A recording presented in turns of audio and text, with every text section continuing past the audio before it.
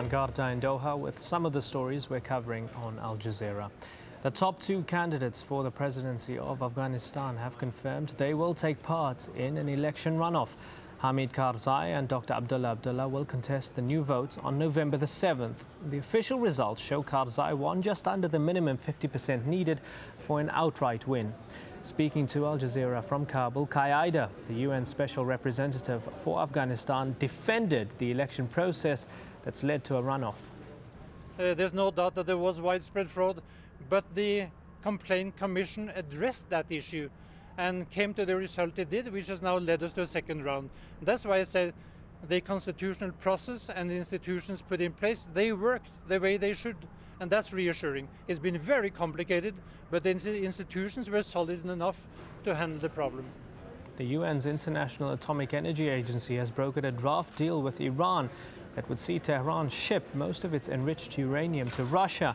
If accepted, it means Iran would be stripped of most of the material it needs to make a nuclear weapon. The IAEA wants the governments of Iran, the US, Russia and France to approve the deal by Friday.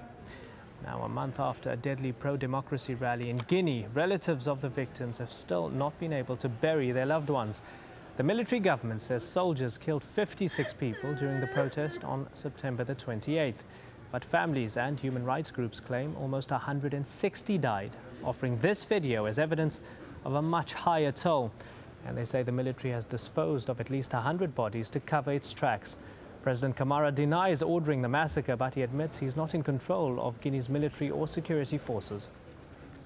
Almost a month after Tropical Storm Ketsana swept across the northern Philippines, many parts of the capital, Manila, are still underwater.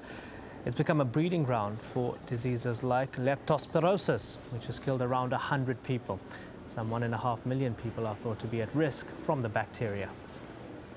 And in Kuwait, women are now allowed to obtain a passport without their husband's approval. The ruling is the latest gain for Kuwaiti women since they won the right to vote and compete in elections in 2005. Well, you can find the latest on all those stories and more at aljazeera.net/English. Bye-bye.